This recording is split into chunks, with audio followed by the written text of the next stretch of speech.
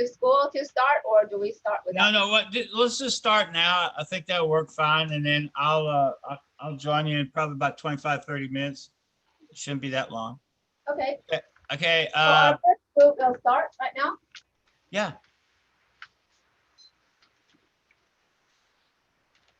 Hello everyone, we're students from affiliated high school of National Zhongxin University. I'm Renee. I'm Eric. I'm Hannah. I'm Peggy. The concept of Chinese medicine believes that our stomachs are weaker than usual when we get up in the morning. So the first meal should be relatively plain. The warm and plain food porridge becomes the best choice. We can add side dish which we like, such as white gluten, dry bamboo shoot, dry radish, and pork floss.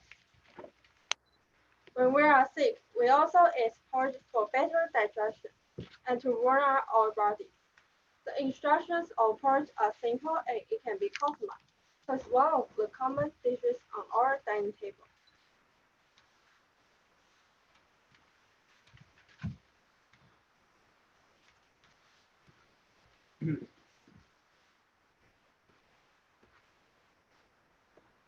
With the evolution of time, porridge began to take on many changes.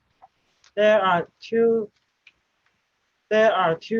categories of porridge: sweet porridge and savory porridge. Red beans, mung beans, jujubes, longanians are often added to sweet porridge.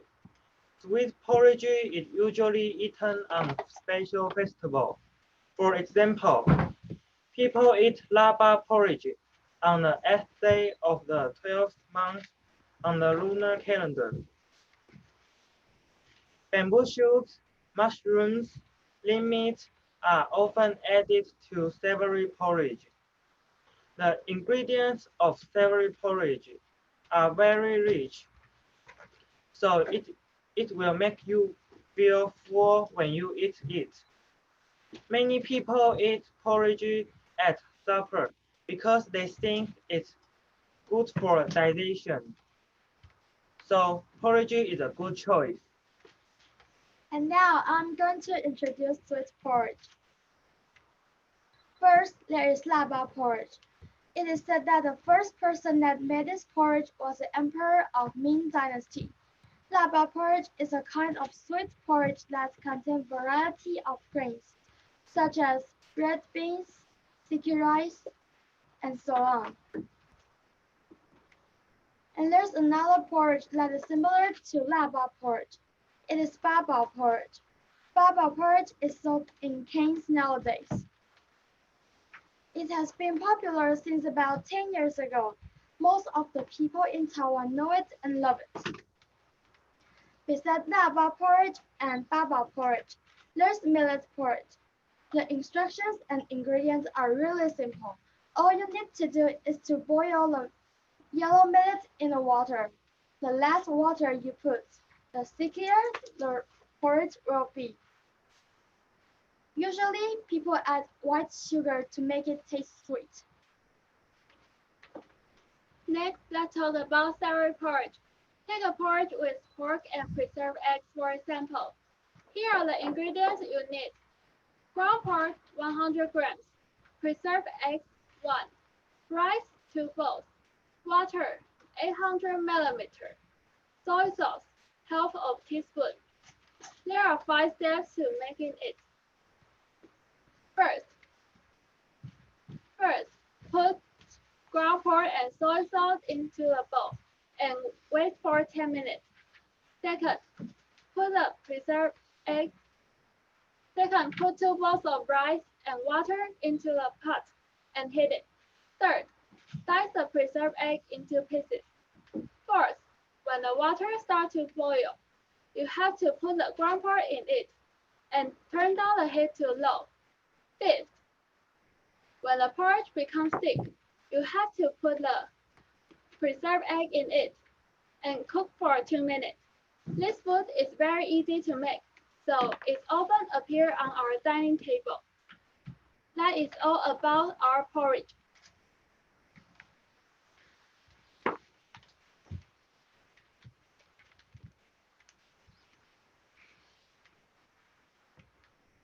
Now we are going to introduce pork blood soup. Do you think it is a whole bowl of soup of blood? No, it's measured the process of coagulation and then cut into pieces and then put into water. Why do we have it? Because our ancestors were vampires? No, it's because our ancestors thought it's too wasteful to dump the blood of ducks. And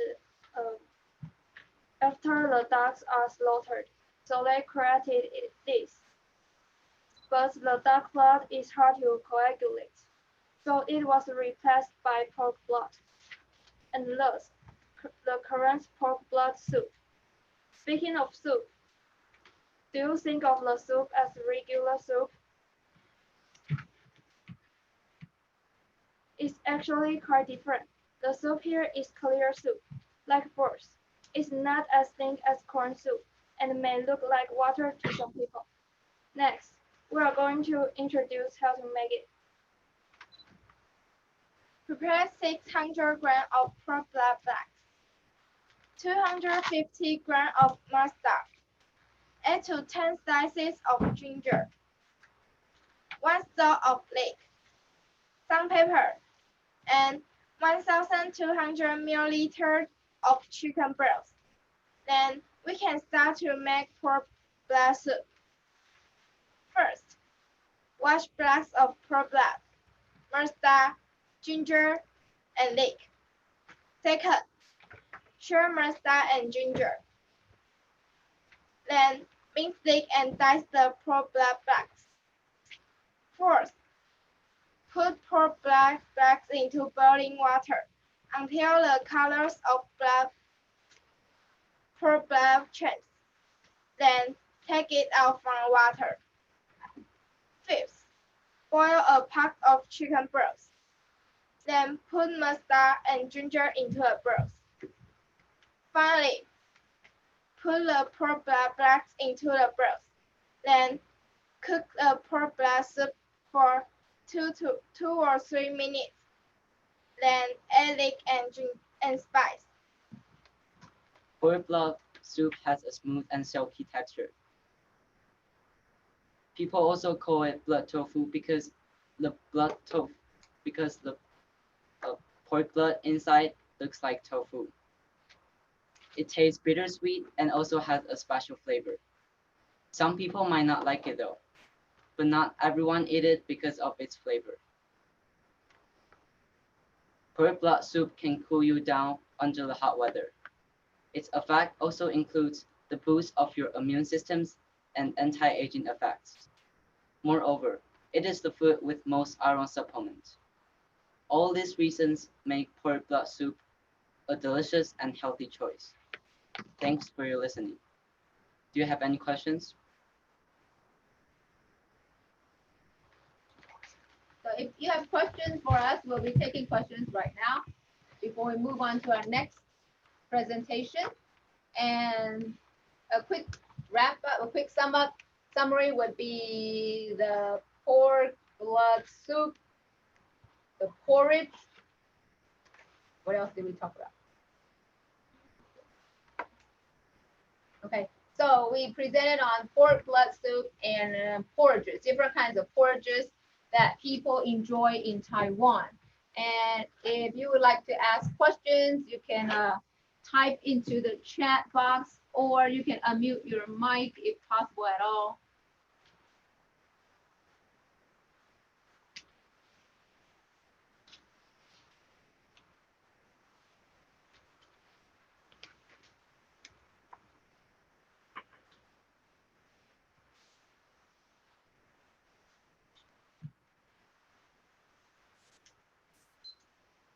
Okay, so if you are, I have a question. yes, go ahead. Can Can you tell us where you're from? Hello, I'm Desi from Bulgaria, Europe. And my question is, with what drinks you can combine the different types of soup? Okay, so do you understand the question? Okay, so could you repeat your question? What kind of drinks do you accommodate with the soup? Is that your question? Yes. 配什么饮料跟你的汤 直接喝吧。 So, would you like to answer the question? Go ahead. Yeah. Actually, we only eat soup. Only. So you don't drink anything with the dishes? Yes. Yeah, okay. And it's optional. It doesn't really like a certain type of soup goes with a certain drink. No, but from my observation, the younger students, I mean the younger generation, drinks a lot of sugary drinks nowadays.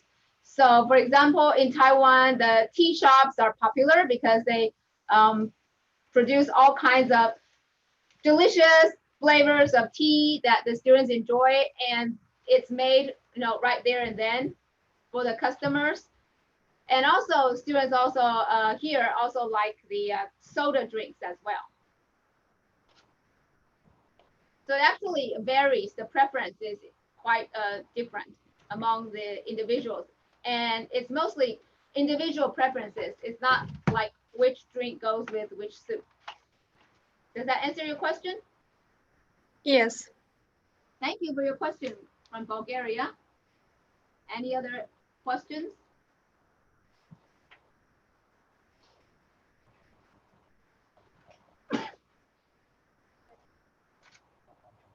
If not, we will move on to our next presentation.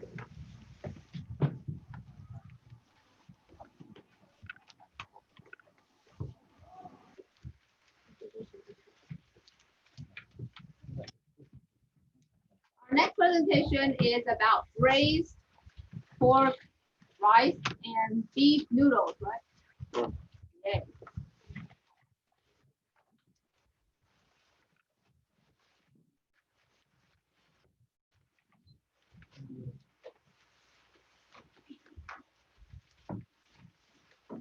Yeah, go ahead.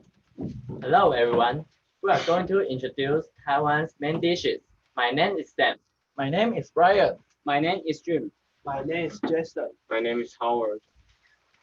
I want to introduce a classical main dish, braised pork rice.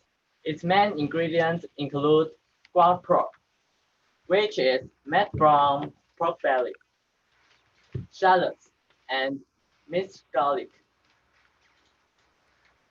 Some people may add some pepper as spice. We usually eat it at noon or at night as lunch or dinner. Take myself for example. I usually eat braised pork rice about 4 times a week on average. It's my favorite food. Here are the ingredients. Ground pork, 400 grams. Minced garlic, 30 grams. Shallots, 30 grams. Rock sugar, 10 grams. Soy sauce, 100 milliliter. Rice wine, 10 milliliter. Water, 500 milliliter. Boiled eggs, 2 to 4. Rice, 2 to 4 bowls. Oil, a little. Next, let's talk about the instruction. Step 1. Put some oil into the wok and heat it to about 60 degrees Celsius. Then put pork dice into the wok and saute them for a few minutes. Step 2. Put water, rice wine, soy sauce, garlic, shallots, rock sugar, and pork that you get from step 1 into another pot and stew them for 30 minutes. Step 3. Put boiled eggs in the pot and stew again for 20 minutes. Step 4. Use rice cooker to cook some rice and diesel rice with gravy that you get from step 1 to 3. Then you will get an aromatic, tasty braised pork rice. Next, let's talk about how does it taste. When you take a bite, Charlotte's strong smell will fill the room. Then pork sweet fresh aroma, and the soy sauce salty aroma will appear. Then I'm going to introduce another common main dish in Taiwan, beef noodles. In Taiwan, it's much often for us to see red braised beef noodles. Let's talk about its history. One is then when Kuomintang, the Chinese government came to rule Taiwan, moved to Taiwan many years ago. Many Air Force officers came to Gangshan, Kaohsiung, and many of them are from Sichuan, China. So they changed their hometown food and turning into red breast beef noodle today. The other kinds of beef noodle is stewed beef noodles. Its history originated when Taiwan was received support from the USA in 1950s. Taiwan's army put canned beef into noodles and turning into stewed beef noodle today.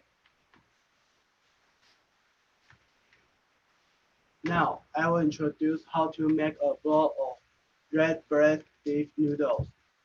First, prepare beef, 400 grams, salmon stick, 1 stick, star anise, 1 piece, clove, 10 grams, bay leaf, 3 pieces, radish, 80 grams, carrot, 40 grams, ginger, 1 piece, bean paste, 25 grams, ketchup, 25 grams, soy sauce, 180 grams, spring cabbage, 2 pieces, oil, 25 grams, pepper, 10 grams, salt, 25 grams, sugar,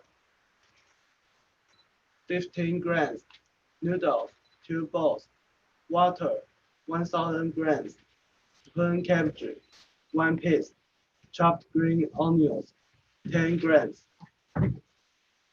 Next, I'm going to talk about how to make a bowl of red breast beef noodles.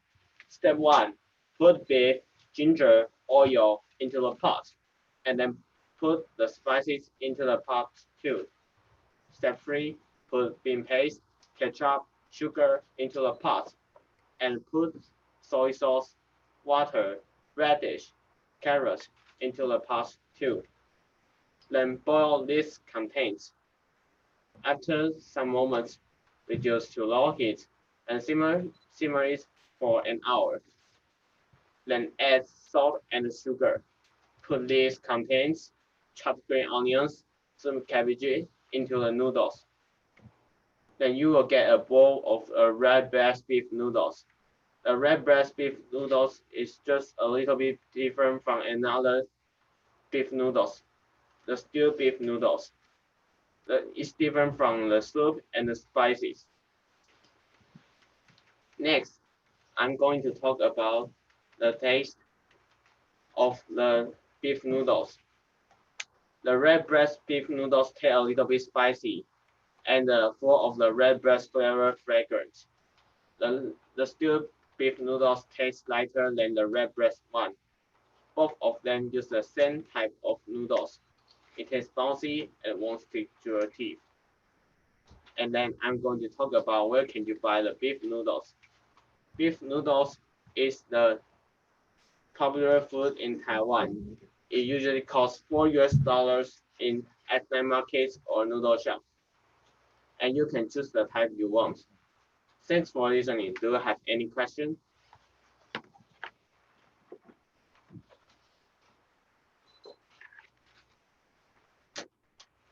Okay, so we are taking questions right now. If you have questions, you can unmute yourself or you can type it in the chat box.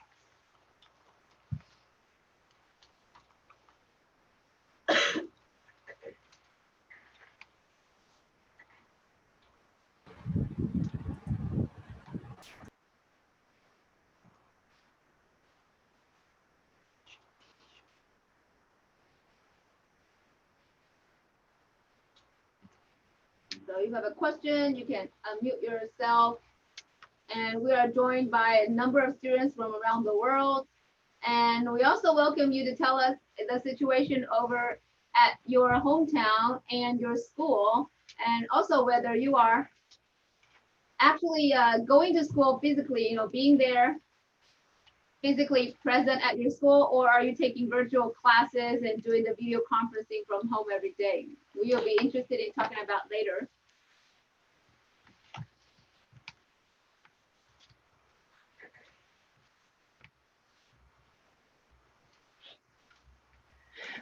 So in Bulgaria, we are online for 2 weeks now.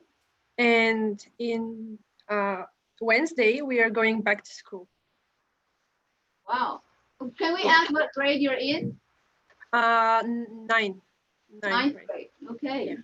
And ninth grade is in high school in Bulgaria. Is that correct? Yeah. Yeah. Okay. So you said you have been taking classes online for 2 weeks? Yes. Wow. And how does that work out for you? I mean, how do you find it difficult, or is it interesting, or? I find it actually more okay to be from distance because of the high increases of the coronavirus cases in Bulgaria. And actually, it's not that hard to be online. You just have to listen and take part of the class. And I don't have a problem with it. With the online. That's interesting. How many students are there normally in a class in Bulgaria? From 26 to 28, 30 maximum. For all grades, from grade 1 to grade 12? Yeah, from all the grades. And normally, what time does class start and end? It's different. From 1st to 7th grade in some school, they start at 7:30 and finish at 1:30. But from 8th to 12th class, the gymnasium, we are from 1:30 p.m. to 7:30 p.m. And yeah. Is that because of coronavirus? No, it's always been like that. So the students of 8th to 12th grade, they go to school from 1:30 in the afternoon? Yeah. To evening? Yes. Is it because so that you can have everybody use the same school? Yeah, because the schools are not that big to fit so many people in from 7:30 to 1:30 a.m. So we have to divide. Interesting. We didn't know about that. Thank you for your sharing. No problem. Very interesting. Okay, so yeah, go ahead. Excuse me, may I share something with you? Yes, sure. Where are you from? I am from Bangladesh. I'm an English teacher, and some of my students joined here. Okay, but in Bangladesh, the situation of COVID is not under control. So we are out of school, and the students are staying at home, and they're doing some assignment and online activities. And we enjoyed your activities, and it's a very fascinating activity, and we knew a lot of tests and cuisines, and it's a nice information, and we are very pleased to see this type of information. We have enriched ourselves and my students, and we have also made presentation, and would you be allowed to show our presentation and share something in the session? Okay, sure. So where is the presentation? Is it on Google's Drive, or is it in a PowerPoint slide?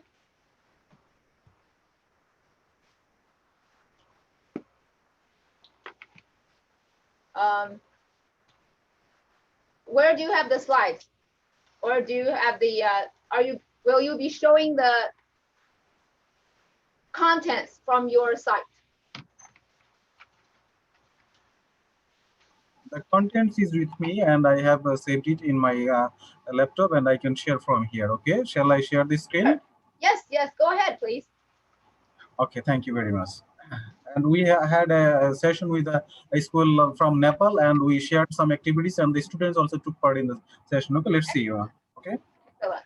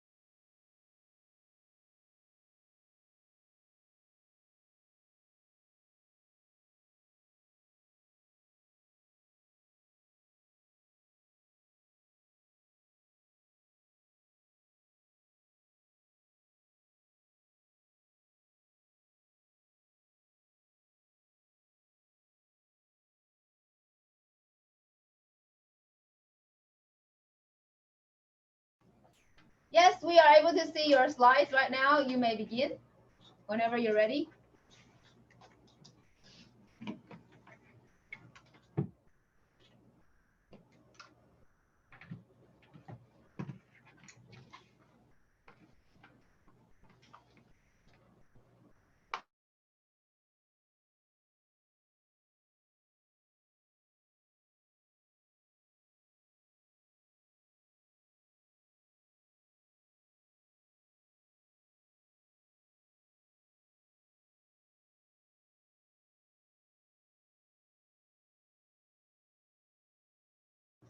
Hello, you're muted. Have you started your presentation yet?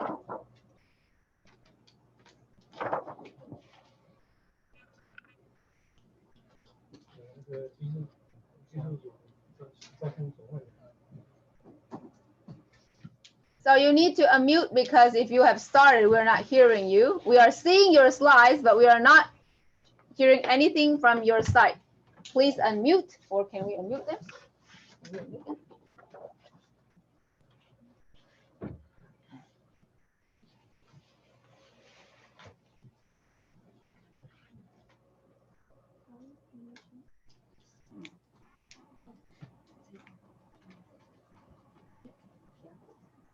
You need to unmute your mic. Okay. Yeah. Now it's on. Now I think it's okay. I think.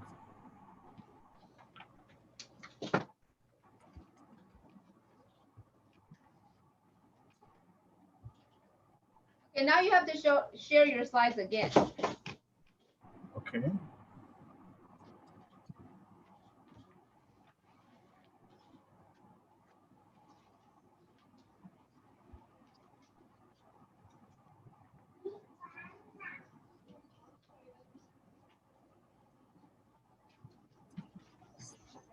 It's not moving. I'm facing problem. It's not moving. Okay. It was shown just a while ago.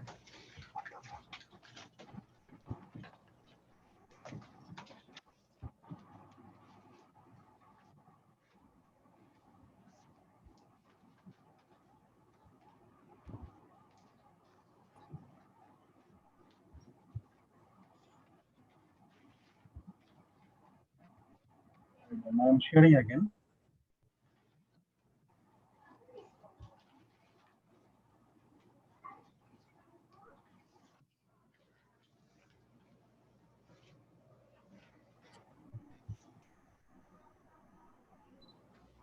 Yes.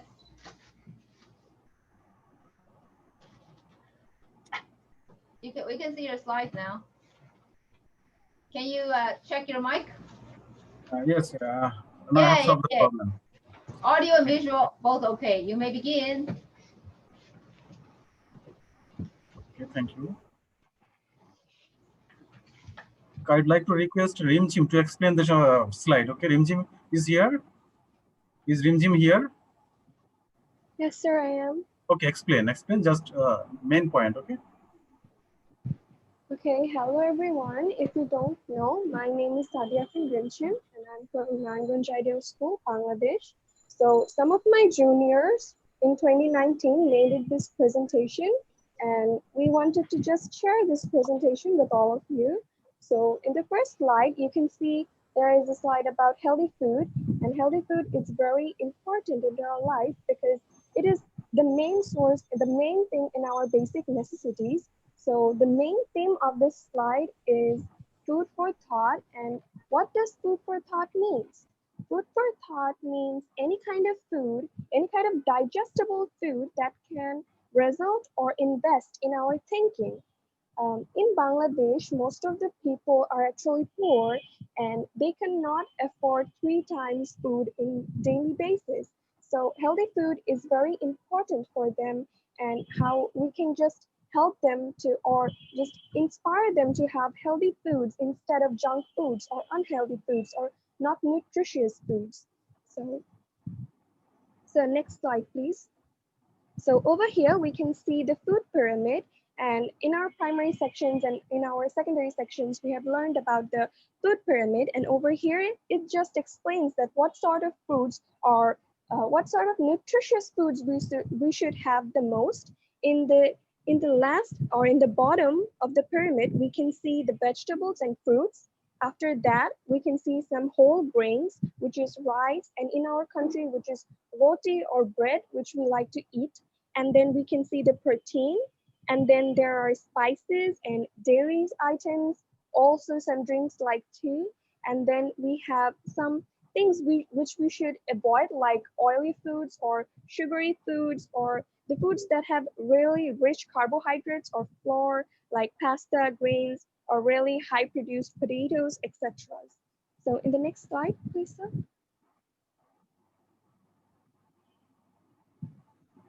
So in the next slide, we can see that the juniors made it a dividation of breakfast, lunch, and dinner. So the breakfast and lunch and dinner are basically the timely meals we have. In the morning, we like to have the breakfast, and in the lunch, we have, in the noon, we have our lunch, and in night, we have our supper or dinner. So the next slide.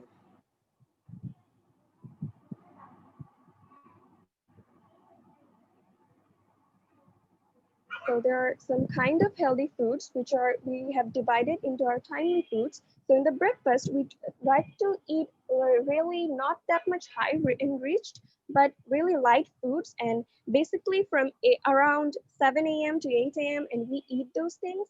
And the thing is, the tip is don't have later than 10 a.m. because it can harm our health and it can be harmful for our health. So if we're taking our breakfast in the morning, it should be as early as possible and as light as possible, because if you can get your breakfast nutritiously or timely, that will be very beneficial and good for your health. And the next is lunch. So the next slide. Thank you. So in our lunch, we try to have heavy foods because in our country, we can see that people go to works or jobs in our schools, and all day we work, and after work in the midday or the mid time, we try to have lunch. And I think that lunch is a little bit heavy and a little bit heavier food or enriched food in our country, basically because we need a lot of energy to do and to proceed our work for the day we have, the left days we have. And so the lunch has a mid-sized meal, which can be roti, it can be paratha, it can be rice, it can be any sort of fruits, and we like to have desserts, and it can be anything. But basically in our country, we like to have fish curry or egg curries or chicken curries or any sort of meat curries with rice and lentil soups and etc. And now comes the supper. So the next slide. Okay, so the last one is our supper, and in our supper, probably in Bangladesh, we like to have a nice little supper, a very rich foods and very highly fatted foods, but actually this is not good for our health because most of the times we can see that in our country, people like to have dinner or supper as late as possible, but as we should not eat that much late, because if we eat late and then we go to sleep, that will be very bad for our health and our digestive system. So in dinner, we like to have rice, and with rice, we have the normal things we have in lunch, or most of the times we have khichdi, which is very tasty and very nutritious, and our favorite in the rainy seasons, and in winter or summer in other seasons, we like to have a lot of things.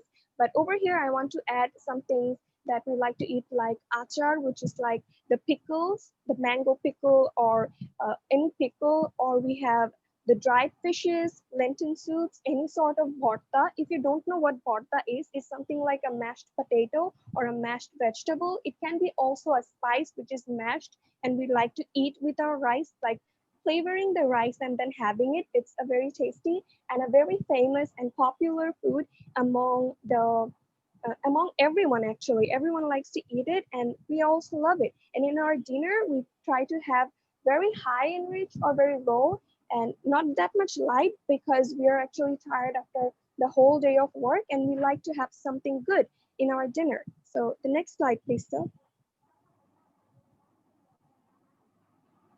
So what are some healthy food options in Bangladesh? So I would like to talk about some healthy foods we have in our country, Bangladesh. And the examples of carbohydrates are bread, rice, chapati or roti, which is also a kind of whole wheat or whole carbohydrate food. And then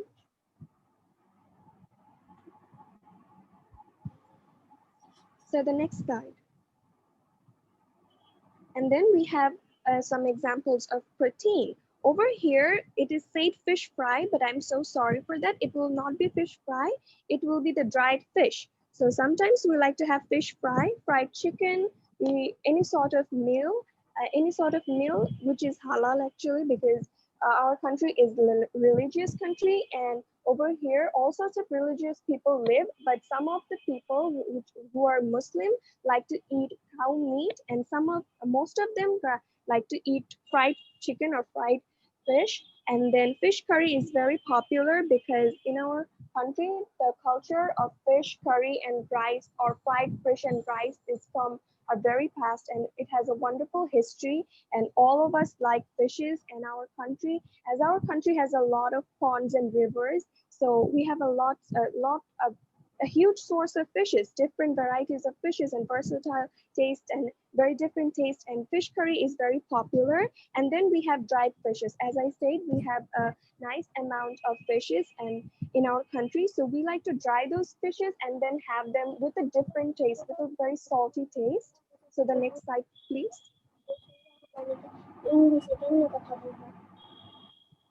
And on this slide, we can see some examples of fat. Over here, we can see butter, milk, and egg. Milk and egg are very nutritious food, and we like to have oil. And there are different sorts of oil, but in our daily life, we like to use soybean oil and butter. There are also some cheese. Some of us like to eat cheese and other sorts of proteins and fat. And I should admit that the pickles we try to eat, or the pickles we like to eat, are also a nice source of fat. So the next slide, please, sir. Okay, so over here we can see some local vegetables, and local vegetables are not only these, there are so many, and there are also some seasonal vegetables. There are carrots. In salad we like to use cucumber, there are cabbage, cauliflower, bitter melon, and so much more. And the next slide, we can see some local or seasonal fruits. So the next slide. Okay, so over here you can see banana, guava, and lemon. Well, lemon is during COVID-19, lemon is very important for us because it is very good for creating an immune system, and it will help in our immune system. So we have all different sorts of lemons, like each of the lemon has different flavors. Some of the lemons we like to eat with our spicy foods, and lemon is also used for making juice or lemonade. So lemons are used in spicy foods and also some sweetened desserts or sweetened foods. Then we have seasonal fruits and some non-seasonal fruits like banana. They're available for 12 months. Then we have guava. Then we have lychees. We have a lot of sorts of jackfruits and a lot of sorts of fruits actually, and fruits are very healthy and very nutritious for our health. So the next slide, please, sir. Okay, how many meals to have in a day? So it is a question and the answer might vary by person to person. Like some of them will take meals only once a day or twice or thrice, and as much as they can, as much as they can digest, or as much their body can take. So it also depends on the activity level, our work schedule, how much we need, how much we can. And on average, we like to have 3 meals per day. And sometimes we try to take 2 snacks, one in the morning and one in the evening. So that is all. So the next slide, please, sir. Okay, so here is some physical benefits of eating healthy. So I'll just read out. So the first one is best way to live a healthy life is to eat a balanced diet. The second is to provide nutrients that your body needs to function. Third one, to give you more energy and alertness throughout the day. The fourth one, to prevent future diseases and sickness such as diabetes or others. Like right now, we have seen a lot of seasonal and also COVID-19. There are so many diseases. So nutritious food are actually physically beneficial for our health. So the next slide. Okay, so this one is mental benefits. So mental benefits, it's not only 3, like it's not like only mental peace or concentration, mental health, less stress, sickness, happy or fulfilled. Actually, to be physically healthy, we need mental health, and food can actually work in our mental health. Like if one day I'm actually very sad, if I eat something very good or nutritious, I'll be happy. So food works like magic in our mental health or mental benefits. I'm sorry. Okay, sir. So the next slide. Okay. Over here we can see the side effects of food consumption can occur due to 2 major reasons. One is overeating, and the second one is insufficient eating. So the next slide. So overeating, over here we can see what is overeating and what can happen because of overeating, which is weight gain and obesity, serious damage to our digestive system, prone to high cholesterol and high blood sugar, increased level of acidity, bad mouth and body odor, mood swing and depression. So the next slide.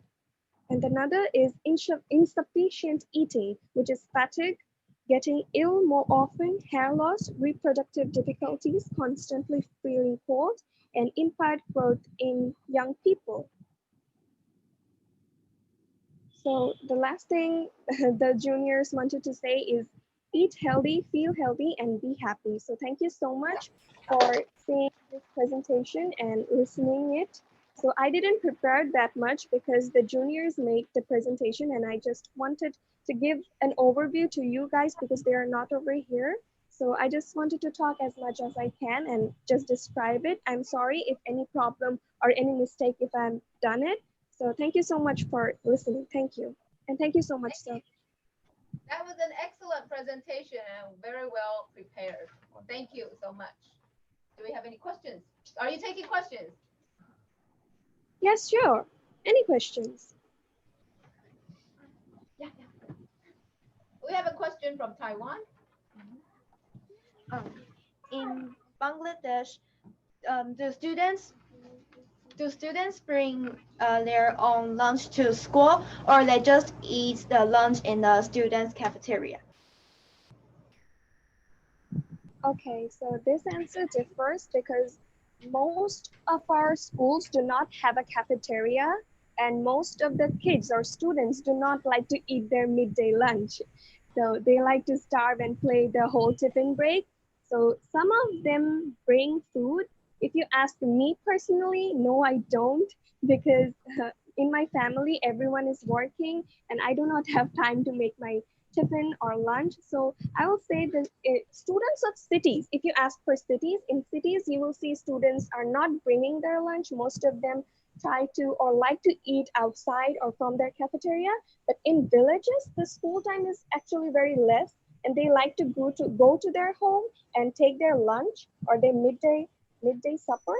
And yeah, I would say 40% of the students like to bring their lunch from their home to school. Okay, thank you. So Thank you so much for the question. I'm sorry. So some students don't eat lunch at all. Is that what you are saying? Yeah, like basically kids, they're actually they actually do not like to eat, but most of the times, like not right now in our school, there was a program, but because of COVID-19, that program actually stopped, which was giving all of the students free food. Like if you do not bring, or if you just forgot to bring some food, bring food in the school, in your classes, so you will get free food if you just ask for, or if the worker of our school, like who brings the food, if sees you that you're starving and you didn't bring any food, then he or she will surely give you some food. Thank you. Yeah, welcome. Any other questions about the food that was, or the presentations?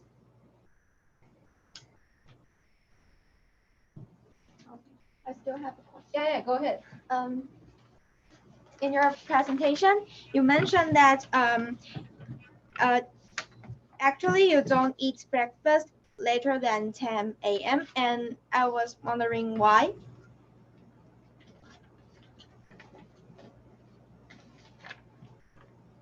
Because nowadays some people have brunch, right? So why the students are curious why not eat after 10 a.m. So the question was why we should not eat after 10 a.m.? Yes. Okay. So the thing is, because we have in the night, let's talk the day before, when we take our supper, it's normally 10, 11, or 8 p.m. And after that, we just go to our sleep and we have a big long break that when we, on that time, we do not have any sort of food or any sort of drink, any sort of milk. So why it is called a breakfast is because it's a big fast in the day, in the night, like for a long time, like for 8 hours or 7 hours, we do not eat. And because of we are not having any sort of food in a very long time, so as hurry or as early you do, the better. So when you wake up, normally in our country, people wake up as early as possible. The soon the sun rises, they wake up. So in our school, kids and children have school at 8 or 7, and we have at 12, but that doesn't matter. We actually wake up at 9 or 8, and 9 or 8, and most of us try to wake up at 7 or 8.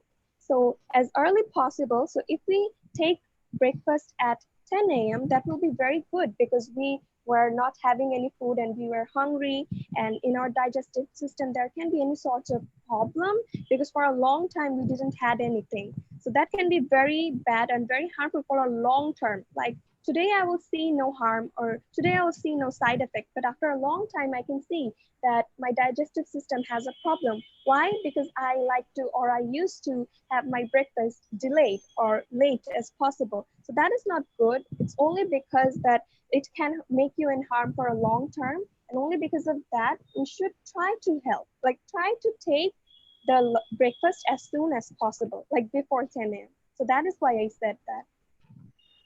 Okay, it makes sense. Thank you.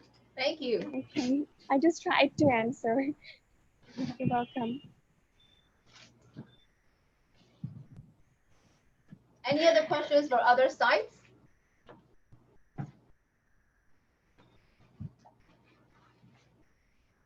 Okay. If not, should we continue our next presentation? So, can I present next? Yeah, go ahead. Can I present right now? Too? Okay, yeah, sure. Yeah, okay, I'm going to start my camera. So, I don't know why I have a background on. Wait. Yeah, so hi everyone. I hope you see me. Yes, we can see. I'm Desi again, and I'm going to present you now. traditional Bulgarian main dishes. Can you see the presentation? Yes. Okay. So, traditional Bulgarian main dishes. Here you can see where we are on the map, just above Turkey. And this is our flag in the left. So, the first one, I'm going to talk about meshana skara or mixed grill.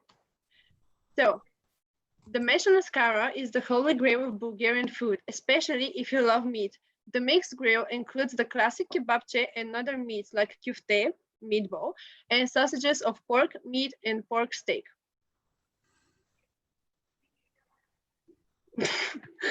So in Bulgaria, we eat a lot of meat, and yeah. The next one is gyuvech. Gyuvech is a stew cooked in a special pot that contains beef, mushrooms, peppers, and onions. The stew is cooked and then baked. After some traditional Tas Kebab, Bulgarian yellow cheese is grated over it. A good gyuvech will have cooked eggs and a lot of paprika in it. Moussaka.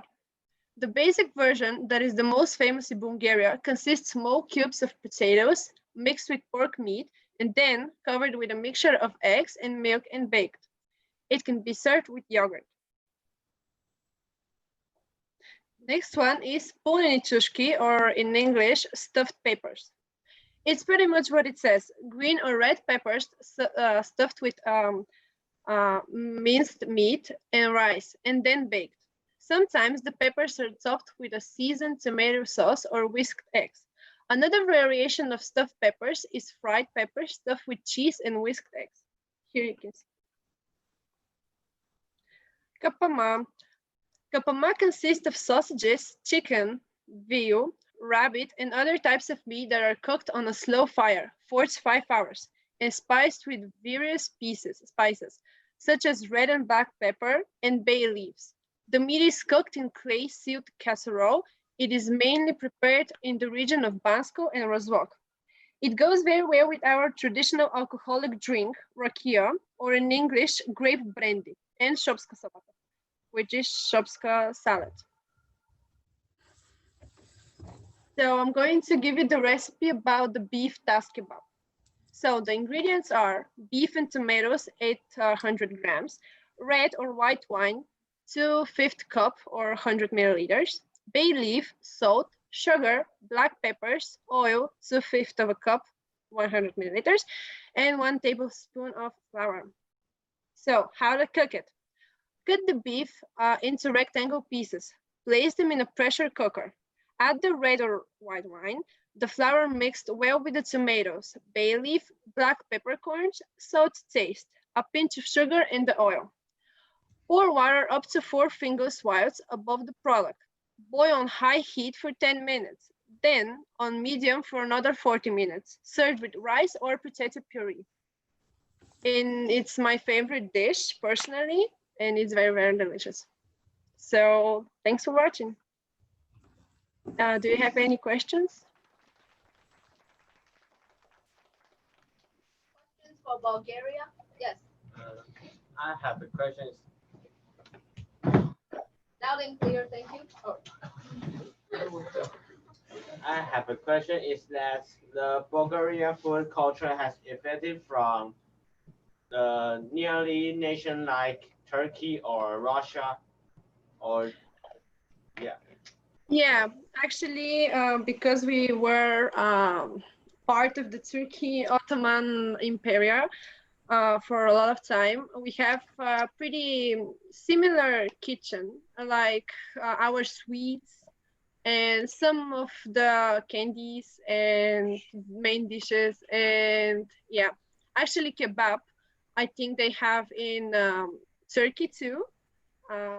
Yeah, and moussaka, there's moussaka in Greece and Turkey too, but mostly from around Bulgaria. We are not that similar with Russia, because Russia is far away from Bulgaria. Okay. Thanks for answering my questions.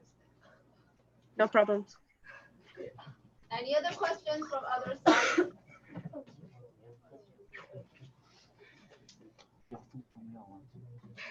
I have a question, Mary. Yeah, go ahead. What would be the traditional dinner in Bulgaria today? All the things that I've said, they can be eaten to lunch, dinner, not breakfast, but yeah, those things. We eat spaghetti or different international foods too, but the Bulgarian family mainly tries to eat more Bulgarian dishes. And I hope I answered your question. Mm-hmm. It looks really good. Yeah, it is. And it tastes really good. And one thing about the question from Taiwan when it comes about kebabs came across, I guess, from China or Western China across the Silk Road. So you see it in all the places that go all the way to before the Ottoman Empire, after the Ottoman Empire, into southeastern Europe. I don't think I understand the question. I'm sorry. No, there wasn't a question. I was just explaining about the influence of Turkey when the Ottomans came over and took over Bulgaria until Bulgaria got its independence. But it actually predates the Ottomans themselves, or the Turks themselves came from Western China, but they came across the Silk Road and they took food from the areas as they moved and influenced. So a lot of the stuff that you see would be very similar to kebabs and stuff that were eaten in Afghanistan, in northern India, and they have some of the same type of foods. Yeah, I didn't know that. Thanks for the information. And I think that's it from me. And thank you so much. That was very good. Yeah, no problem. Mary, we have any more presentations? Yes, we have 2 more presentations. Okay. We're going to talk about the mackerel.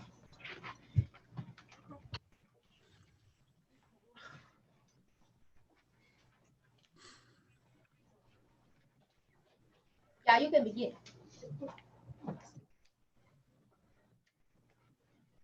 Hello, everyone. We are students from Affiliated High School of Zhongxin University. Today, we are going to introduce deep-fried Spanish mackerel.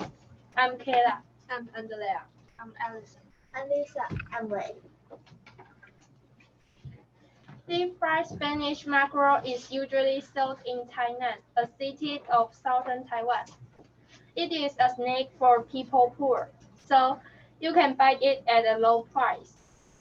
The fish which is called Spanish mackerel is from Spain, but the dish itself is begin in Tainan.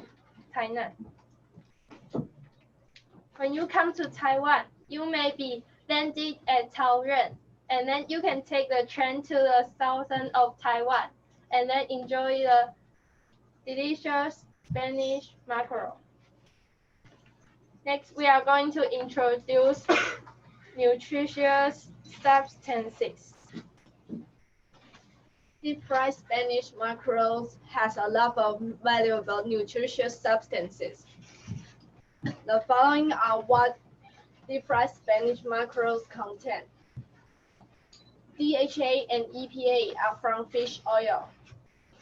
They can promote the development of brains, and they can also help us think clearly so that we can focus on what we do. Unsaturated fatty acid contains more natural lipid than general oil, and it is of less burden for our body. So don't cook it too long, lest you destroy the nutrients. It also contains protein and collagen, which offers nutrients. Deep-fried Spanish mackerel is such a nutritious fish that we may all enjoy. The famous Taiwanese food, deep-fried Spanish mackerel, is a combination of fish soup and fish chunks. The fish chunks are golden and crispy. You can dip the fish chunks in the soup for a while, and the fish chunks will have a sweet and sour flavor, which makes it a lot tastier. The one bite size makes the fish chunks easy to put in mouth. You can enjoy the fish melting in your mouth. Also, you can eat it with rice or noodle to make yourself feel more full. Deep fried Spanish mackerel is really a delicious food. You must try it if you visit Taiwan.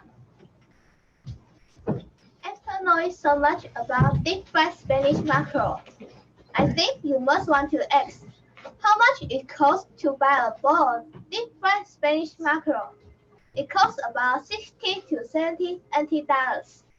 I think it is very cheap to buy such a delicious dish. Especially when it's in winter.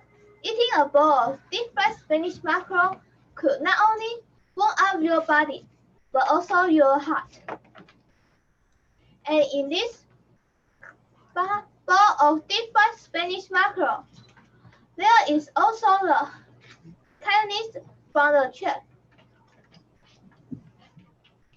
I usually eat deep fried Spanish mackerel with braised pork on rice and blanched greens. It's the most delicious food I have ever eaten in the world. Oops. Deep fried Spanish mackerel is very cheap. Just as Lisa said, it's about 65 NT dollars, which is about $2. At such a low price to enjoy a delicious meal. Isn't it a good deal? I think Renjie Restaurant, which is in Taiwan, sells the most delicious deep fried Spanish mackerel. They sell not only deep fried Spanish mackerel, but also a lot of other traditional main dishes. So you can come here with your friend and enjoy a delicious meal with only $180. Next, we're going to introduce fried rice and shrimp pork soup to you.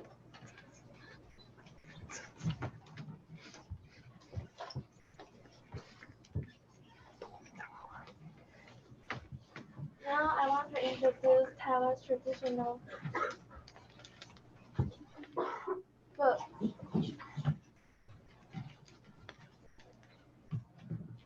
Today's topic is fried rice and shrimp pork soup. I'm Darlene. My name is Louder. Tan. I'm Joey. I'm Gary. Fried rice. Fried rice generally refers to rice dishes made through frying. It normally refers fried rice with eggs. The origin of fried rice can trace back to Chinese Sui dynasty. It features scrambled eggs made in grains of rice, and the eggs won't stick to the rice. Each grain of rice is wrapped in a thin layer of oil, which is largely transparent and looks like fragments of thin dough. It tastes savory and peppery. When you feel hungry, fried rice actually make you feel you are in a food paradise. After understanding the basic information of fried rice, I want to introduce the recipe for you. The following are the ingredients we need. A bowl of rice, 20 grams of chopped green onions, 1 teaspoon of soy sauce, 2 teaspoons of salad oil, 2 eggs, 1 teaspoon of sesame oil. We usually use 1 egg for 2 bowls of rice, and we usually use cooked rice from the previous day for the best result. Next are the instructions. Step 1. Separate the egg yolk with egg white. Put the egg white into a different bowl and put the egg yolk into the rice. Step 3. Mix the egg yolk and rice with hand to make each grain of rice covered in egg yolk. Step 3. Add 1 teaspoon of sesame oil and 2 teaspoons of salad oil into the wok. Next, heat the wok. Step 4. Fry the egg white with chopped green onions. When the egg is medium done, remove the egg from the wok. The final step is to fry the egg until the rice becomes firm. Then add soy sauce, chopped green onions, and the egg into the wok. In Taiwan, fried rice usually goes well with some light side dishes. Kimchi, pickled cucumbers are the nice options. Next, here comes the shrimp pork soup. In Taiwan, shrimp pork soup is a common traditional food, and there are many types. The common ones are shiitake mushroom pork soup, squid soup, cuttlefish soup, and Spanish mackerel soup. In ancient time, the stew was a food of offering sacrifice. After a period of time, this kind of traditional food spread to southern Fujian, then many types of stew been developing. The first popular one in Taiwan is shrimp pork soup. In some stores, in order to make the products more distinctive, they add shiitake mushroom and shark fins, which turn into shiitake mushroom pork soup. In Tainan City, there is abundant amount of Spanish mackerel. Thus, the Spanish mackerel soup was created. After 1970s, squid soup and cuttlefish soup were famous in Taipei City. Besides, seasonings are indispensable when Taiwanese eat stew soup. White pepper, vinegar, and coriander are added to increase flavor. Here's how to make the shrimp pork soup for 2 servings.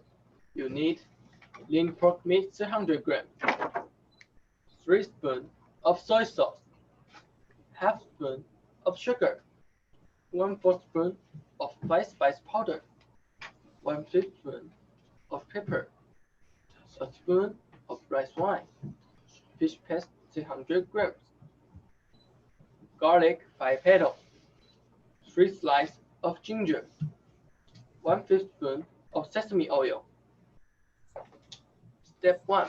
Slice the pork into about 2 centimeters. Step 2. Use the fork to poke the meat. Step 3. Cut the pork into strips. Step 4.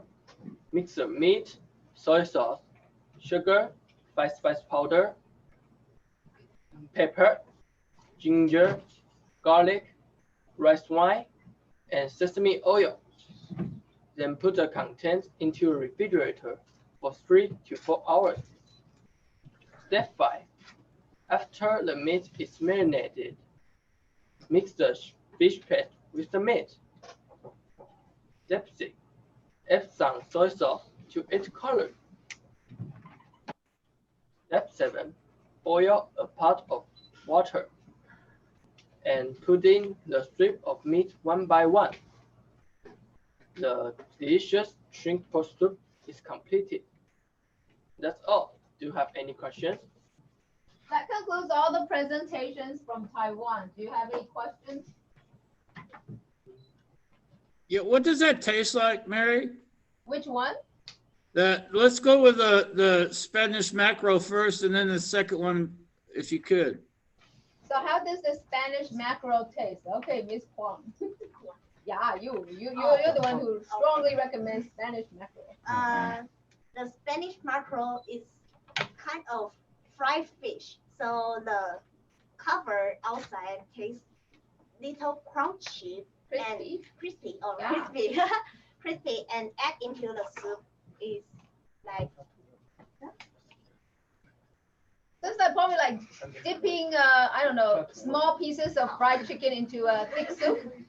Okay, yeah, that's what I thought. Okay, and what does the second one taste like? What was the second thing, Rex?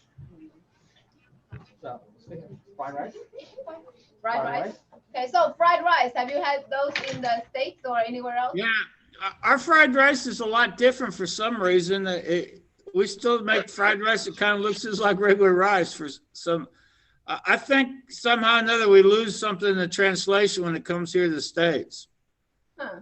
It's kind of like, I could explain it like a lot of people here, you know, you have Taco Bell, which is sort of Mexican food, but then when you get when you actually have authentic Mexican food, it doesn't taste at all like Taco Bell, or like homemade hamburgers don't taste like McDonald's. I don't think Chinese food tastes like real Chinese food, if you know what I'm saying. Our taste is very bland. That's what I was wondering. How do you get it to taste so good? How do you get it to taste so good? It's in the Soy soy sauce. Put soy sauce and use the cooked rice from the previous day, and it would let the taste much better. Oh wow! Yeah, I also found it interesting that they say you need to have the rice cooked night before, and not right then and there, so that it gives a particular taste. Wow, I never knew that. That sounds good. That'd be a kind of interesting thing to try. Our rice, we have a rice cooker. We bought a rice cooker. I don't even think we took it out of the box. So that tells you how bad we were. We got it like 2 years ago. So The rice cooker is supposed to, make it easier for you to cook rice. Take it out. Have a try at it. yeah, that's what I was thinking about doing because when we put rice, we don't do fried rice, but we do rice with a lot of Tex-Mex type foods and stuff like that, and they put tomato sauce and stuff in it. But it tastes better the second day, you say, if you put it together for your fried rice, huh? Yeah. So for the rice that you had cooked in the rice cooker, you can take that out and then fry, the contents that they just showed you and make, real quick fried rice. Oh wow! I'll try that. That sounds really good. Thank you so much. That was very interesting. Yes. Do we have any questions from any of the other people from other parts of the world that are watching? Well, I have a question. Yes, go ahead. Yes. Okay. So my question was, do you have any festival-based food, like foods only made during a festival? Do we have any festival food? Oh, yeah. For example, yeah, go ahead. 粽子 is a festival food for Dragon Boat Festival. Yeah, and it's also called rice dumpling, right? Yes. Yes. Yeah, sure. Dragon Boat Festival, which is in summer, and we have a rice dumplings. I don't know if you've seen those. It's like triangle-ish. Right. Yeah. 3D triangle. In fact, haven't you given those recipes before, Mary? Yeah, we did. We actually, presented a lot of those festival foods, and we also had, you mentioned moon cake for the moon festival. Yeah, the autumn festival.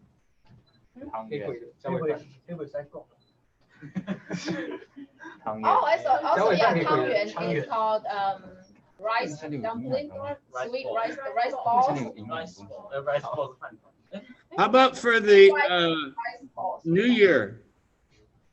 Lunar New Year, do we have a food for that? A lot. Yeah. Apple, For example? Dumplings means money. fish, Lunar. Oh yeah, dumpling. The dumpling is supposed to hide some fish, fish. Yeah, apple. because fish has the sound of surplus, right? Yes.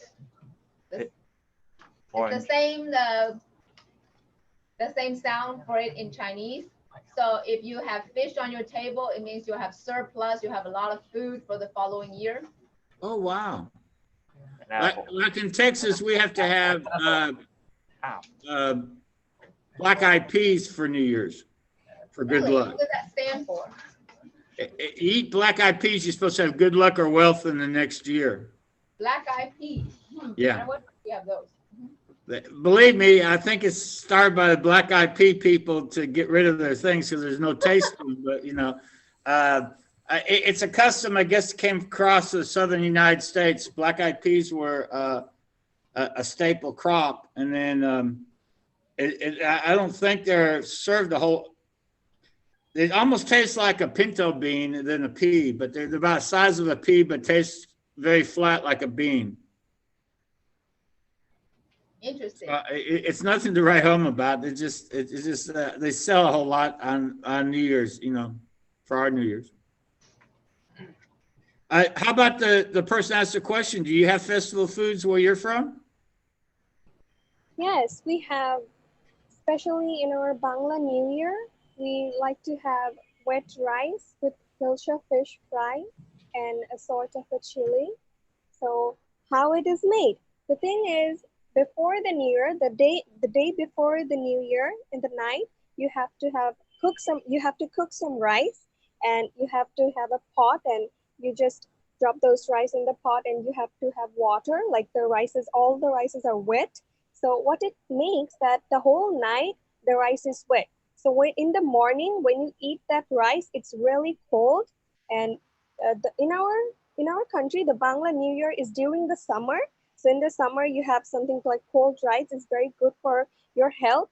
So why this is our traditional food? Because in the past, our country is mainly based on farmers.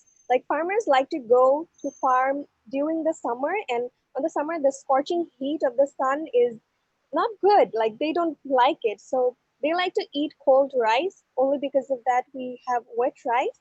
And with that, we like to have hilsha fish fry. So the hilsha fish, we cut that on the pieces, and we have turmeric powder and chili powder and salt. And then we just fry it in the oil. And after frying it, we eat it. And we can use pickle. We can use some bhorta, as I said, what is bhorta is. And another thing is we like to have a morich. Morich is chili, a kind of chili, which we call morich in Bangla. And it is called Bombay Morich. Why it is called the Bombay Morich? Because basically it's an Indian chili, and the old name of Mumbai was Bombay. And in our country, Bombay is called Bombay, and that is because that chili is called Bombay Morich. And Mumbai Morich means Bombay chili, and we love to have that chili with that rice and the hilsha fish fry. That is our traditional food in our Bangla New Year. Wow. Thank you. That is so good. What language do you speak normally? What's your native language? It is Bangla. Bangla. Okay. Should I say a sentence in Bangla? Yeah. Okay, let's start with my name. Amar naam Sadia Afrin Rimshim. Wow. আমি বাংলাদেশে থাকি এবং আমার স্কুলের নাম Narayanganj ideal school বা school. If we do not want to say any English word, if we do not want to say that school, this Bangla of school is Bidyaloy. Wow. That is very interesting. Now, is rice a staple part of your food in the festivals? Oh, wow. Yes. We like to have rice, mainly, as I said, that we have meal 3 times a day. Most of the times, as we have school, and school is for 5 hours, and for 5 hours, our mothers like to make us eat rice because it's very good and it's our staple food, and it gives us energy. Okay, during the whole day, we try in the breakfast. Sometimes we have roti, or sometimes we have rice, and in our lunch we will have rice, and in our supper we have rice. So rice is our staple food. Yes. Wow.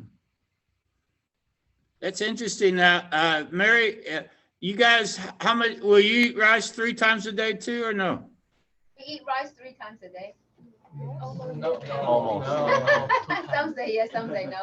I would say mostly no, because a lot of the kids nowadays don't have rice for breakfast, right? Chinese omelets. Okay, so maybe the older generation, your grandfathers and your grandmothers, they like to have rice or porridge, But what do you have for breakfast? Bread. Yeah, it's like bread and breakfast sandwiches. Chinese omelet. Okay. Omelets. Energy drink. Salad or donuts, bagels, salad. Yeah. Oh, wow. Very Western in orientation. I know. We're being westernized. Fried noodles. Huh? Fried noodles. Fried noodles. Oh, and for lunch and dinner, they don't actually just eat rice. There's another good choice, which is noodles. So it's like, a mixture of a combination of rice and noodles. Now,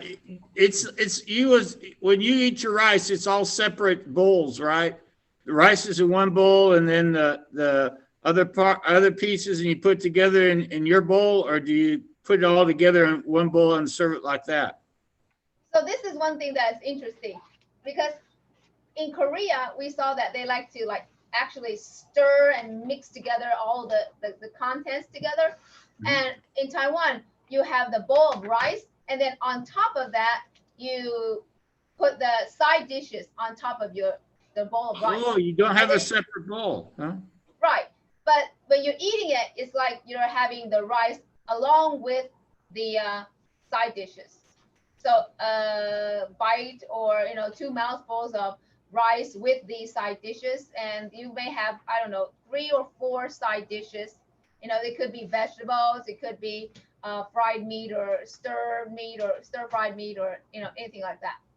Oh wow, I didn't know that. How about in India? What do you have separate when you do your rice, or do you put it all together like they're saying in Taiwan? You mean in Bangladesh? Bangladesh, I'm sorry, excuse me. No, it's okay. So in Bangladesh, we like to eat in a plate. We do not have separate bowls. We have a plate. Like when we cook something, after cooking, we try to keep all of those things in the bowl, and we take from the bowl in our plate. So in our plate, one side will be rice, and then one side will be vegetables. One side will be the protein source. It can be fish, it can be fish curry or chicken curry, any sort of meat. Sometimes we like to have pickle or lemon and a glass of water. That is it. That is the most simple meal we have. And sometimes we like to have lentil soup. Lentil soup is also very good. Like sometimes kids, they cannot eat a lot. Like the food is very dry. Okay, so if it's not curry, the food is very dry, and lentil soup helps the thing to get very wet, and then the kid can drink it and also eat it. And one meal that I said or I mentioned was khichdi, and khichdi is very good in the rainy days. And khichdi is also something like we use lentils and rice and some spices, and that is called the khichdi. And khichdi is very famous during the rainy days, and that is also very good for the kids, or also the adults. Everyone likes to eat khichdi and the rice, and we have plates to eat them. We do not use bowls. Well, thank you so much. In Taiwan, do you eat in bowls, Mary, or do you eat on a plate like they do in Bangladesh? We don't eat on a plate. We have if it's not a dinner that is homemade, all the moms that cook dinner and grandmas. Well, actually, we have men cooking now. But anyway, the homemade dinners or homemade lunches could be served on plates, but the individuals will eat from bowls. Okay. Right. So the serving plate, right. Yeah. the serving would be on a plate, but you would eat in a bowl. Yes. And they may serve from a bowl, but you eat on a plate like we do in the West. This is it's kind of weird because we all eat sort of the same food, but we eat differently. I thought that was a point I never really thought too much about. Or we call fried rice, and our fried rice is kind of fake fried rice. It's not. I demand the next time I go to a restaurant, demand to get a better plate. Okay. So we'll be signing off right now. Would that be okay? Yeah, that's fine. I was going to say thank you so much, and we will see you guys next month. Yeah, next month will be on December 14th. Yeah, and I'll make sure I'll send out beforehand. Thank you so much, guys. Thank you. You have done a great job from Bulgaria and Bangladesh as well. Excellent. Yep. Thank you so much. Bye-bye. Thank you so much. Thank you. Bye.